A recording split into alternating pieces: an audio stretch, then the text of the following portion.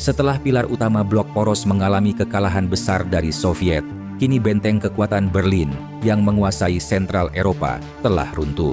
Tentara Nazi bukan lagi pasukan yang berapi-api. Sisa kekuatan yang mereka miliki hanya mampu menulis surat penyerahan diri terhadap sekutu.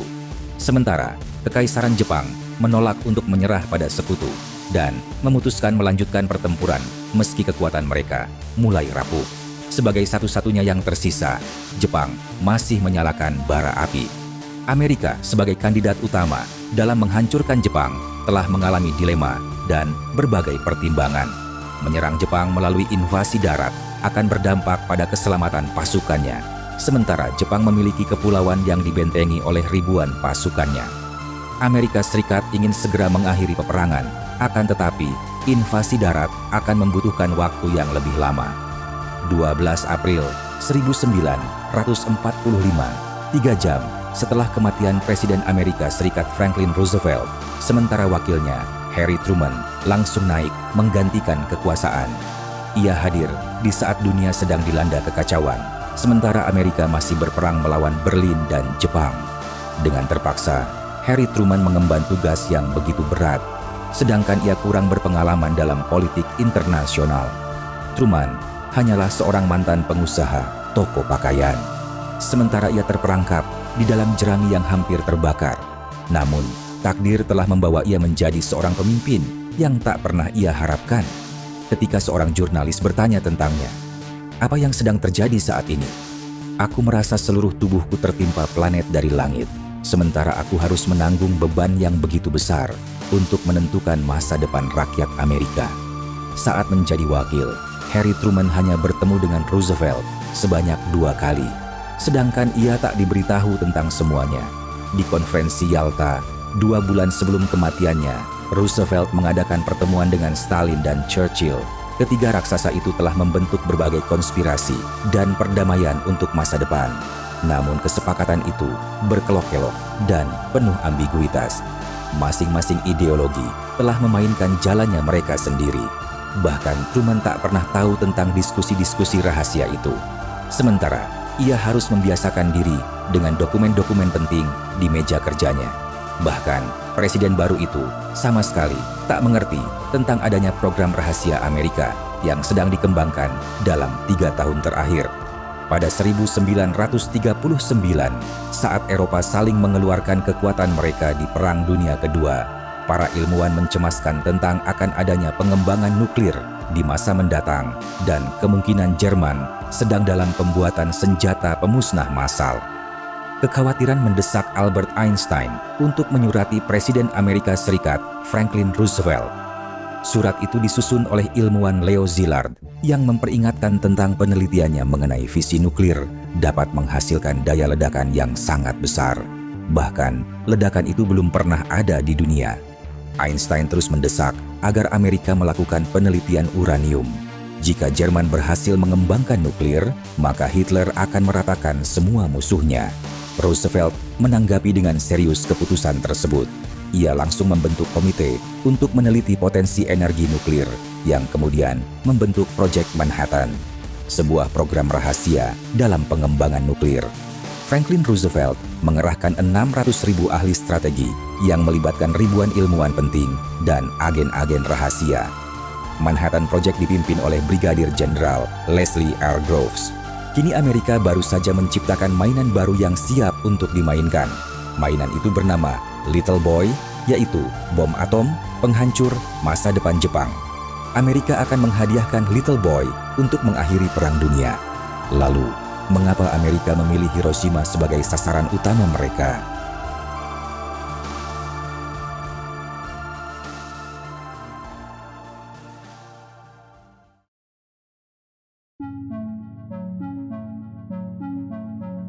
Hiroshima merupakan pusat militer dan pelabuhan penting bagi Jepang.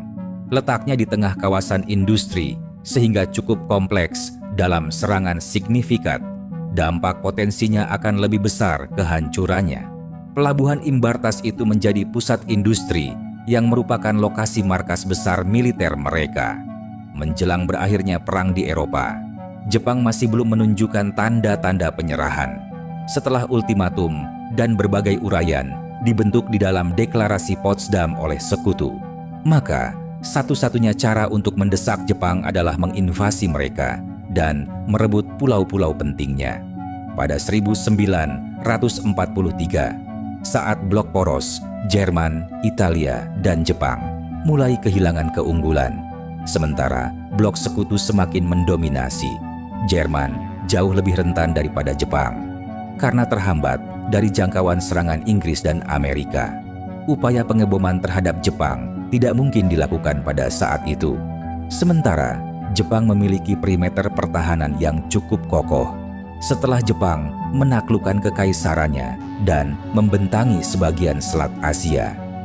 Perebutan pulau terpencil di Pasifik telah menciptakan perimeter pertahanan mereka yang mencakup lebih dari 3 juta mil, sekaligus melindungi kekaisarannya. Namun, kemenangan Amerika di Midway dan Guadalcanal telah menembus cincin pertahanan mereka. Sementara, Perdana Menteri Hideki Tojo masih mengangkat bendera perang melawan Amerika Serikat. Ia menginginkan kemenangan untuk terus berkuasa dengan kekaisaran yang tetap utuh.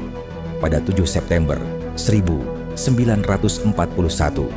Jepang melakukan serangan mendadak terhadap pangkalan Angkatan Laut Amerika Serikat di Pearl Harbor.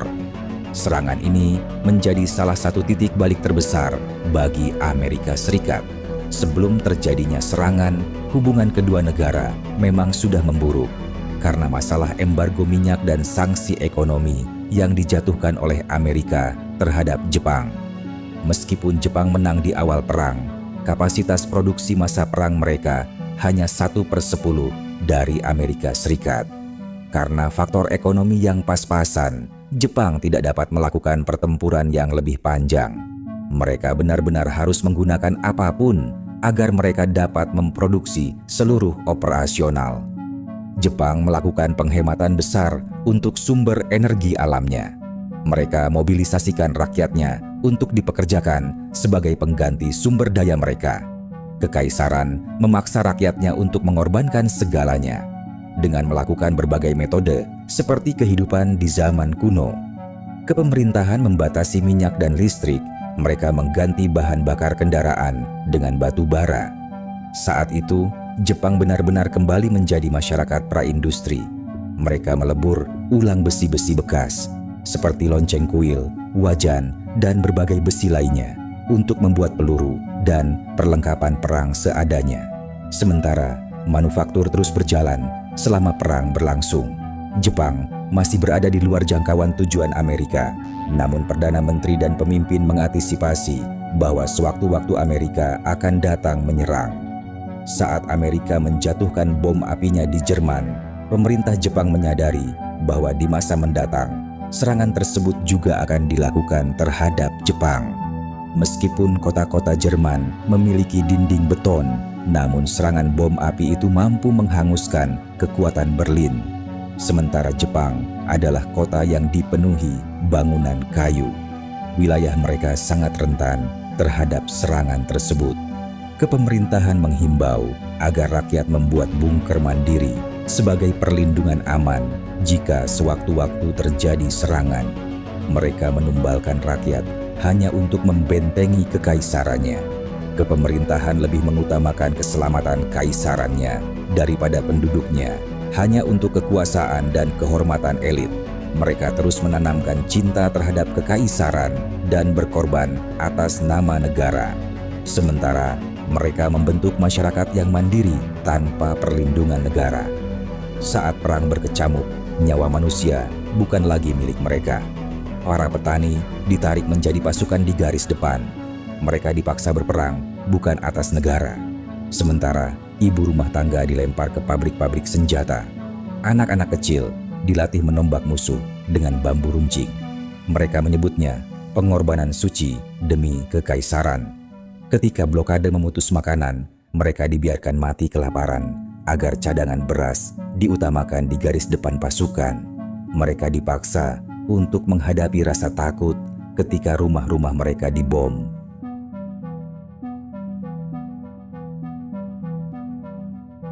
Pada musim panas 1944, menjelang berakhirnya Perang Amerika, melakukan serangan intensif terhadap Jepang. Pesawat B-29 Super Fortress Amerika Serikat telah menjatuhkan ribuan bom di Nagoya, Kobe, dan Tokyo. Pesawat B-29 membawa sayap kematian dari angin timur. Kota-kota itu berubah menjadi ladang pembantaian. Jepang kehilangan sejumlah kepulauan pentingnya. Serangan tersebut merupakan bencana besar. Setelah Jepang kehilangan Saipan, sekaligus menjadi pukulan psikologis yang mendalam bagi rakyat. Kepemerintahan telah gagal memenuhi janji rakyat. Hideki Tojo yang sebagai Perdana Menteri sekaligus Panglima Angkatan Darat mereka telah menjadi bulan-bulanan rakyat. Mereka menuntut atas terjadinya serangan tersebut terhadap Tojo. Bertahun-tahun kami berkorban demi kekaisaran, namun balasan untuk kami tak setimpal. Kalian berperang untuk kepentingan dan kekuasaan, sementara kami mati-matian membentengi kekaisaran.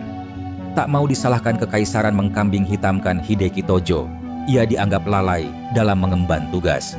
Hilangnya kepercayaan Kaisar Hiromoto terhadap Hideki Tojo yang sebagai Perdana Menteri, sekaligus Panglima Angkatan Darat mereka. Akhirnya Hideki Tojo terpaksa meletakkan jabatannya dan mengundurkan diri beserta kabinetnya, merasa tak mampu melindungi rakyatnya. Ditambah adanya tekanan yang terus mendesak, ia kemudian ditangkap dan diadili atas kejahatan terhadap rakyat selama berlangsungnya peperangan. Setelah gagal melakukan bunuh diri, sementara pesawat B-29 tak pernah benar-benar meninggalkan Jepang. Suara gemuruh terus melintasi langit yang diikuti cahaya api. Pesawat B-29 terus berpatroli di setiap malam. Mereka tahu bahwa akhir sudah semakin dekat. Pada 9-10 Maret 1945, serangan kembali dilakukan. Operasi Meeting House 334 B-29 telah menjatuhkan 1.665 ton bom api. Ibu kota Tokyo berubah menjadi ladang api sekitar 41 km persegi dari kota. 90.000 sampai 110.000 tewas dari serangan tersebut. Lebih dari 1 juta kehilangan tempat tinggal mereka. Sementara gelombang api serupa juga menghantam Nagoya, Osaka, Kobe, dan Yokohama, mengakibatkan setengah dari kota Jepang rata dengan tanah. Serangan masih terus berlanjut hingga kelak akan mengubah sejarah yang paling kelam bagi seluruh Jepang, yaitu tragedi Hiroshima dan Nagasaki.